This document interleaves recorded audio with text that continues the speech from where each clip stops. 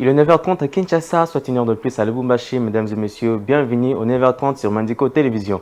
Augustin Kabouya, en sa qualité d'informateur, a animé ce jeudi 14 février un point de presse à l'hôtel Hilton. Dans un décor reflétant ses nouvelles fonctions, Augustin Kabouya a tenu à clarifier sa mission qui consiste à identifier la nouvelle majorité parlementaire au sein de la Chambre basse du Parlement dans une durée d'1 mois renouvelable. Suivez. Excellence, Monsieur le Président de la République, sur pied de l'article 78 alinéa de la Constitution. Récemment nommé informateur par le chef de l'État Félix-Antoine Tshisekedi Tshilombo, Augustin Kabouya, alors d'un point de presse, tenu ce jeudi 15 février à l'hôtel Hilton, dans la commune de la Gombe, clarifier sa mission en tant qu'informateur. Il sera question pour lui de prendre contact avec les différentes forces politiques représentées à la Chambre basse du Parlement dans le but d'identifier la majorité parlementaire, vu qu'à l'issue des élections générales du 20 décembre dernier, aucun parti politique ou regroupement n'a obtenu la majorité parlementaire.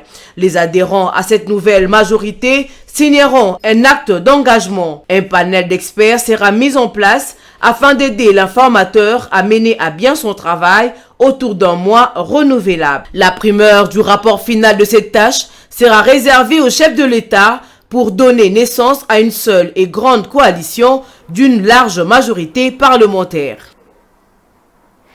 À Kinshasa, l'insalubrité est un problème majeur. Cette mégapole ressemble à une ville poubelle avec tas de déchets, des immondices qui logent les rues, les quartiers et les communes. Les ordures sont jetées n'importe où. À certains endroits, les déchets s'accumulent et dégagent une odeur nauséabonde. Suivez ces reportages.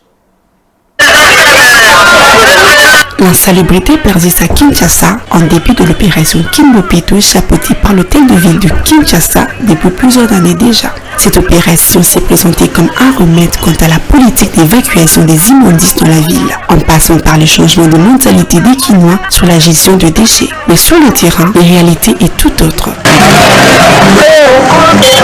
Dans certains coins de la ville, des tas d'immondices s'accumulent et ne sont jamais ramassés et dégagent une odeur nauséabonde. La population est exposée à des maladies. C'est une responsabilité pour chaque personne d'assainir les lieux publics et c'est à l'État de disposer d'un système de ramassage de déchets et d'assainissement. Notons que cette insalubrité a un impact sur la santé de la population, ce qui s'avère être la cause des maladies devenues récurrentes pour les Kinois, telles le choléra, le typhoïde, le paludisme, qui font souvent saigner les bourses des familles vivant à Kinshasa. Il est donc temps de renverser la tendance et offrir à la population un environnement sain.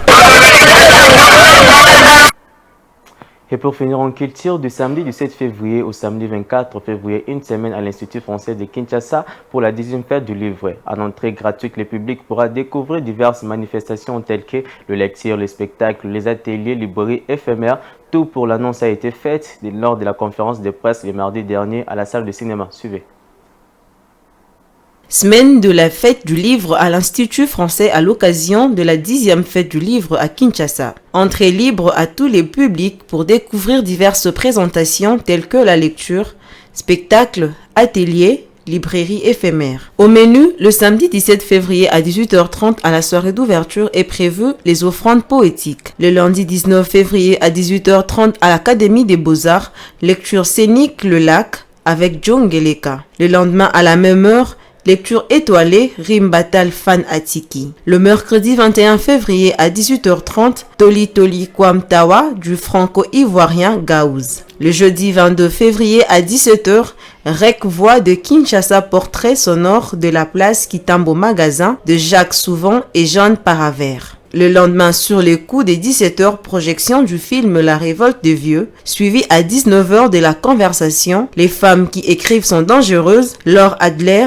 Chantal Kanimbo, Yannick Lyons, Bibiche Tankana, Sel. Et enfin, le samedi 24 février, à partir de 18h30, le chanteur Kalej et son groupe Kancham ouvrent le bal avec leur rumba si particulière. La journaliste, biographe, essayiste, éditrice et productrice française Laure Adler est la marraine de cette édition. Et c'est la fin pour ce 9h30. Merci de nous avoir suivis. Bonne suite des programmes sur Mandiko Day avec Mandiko TV.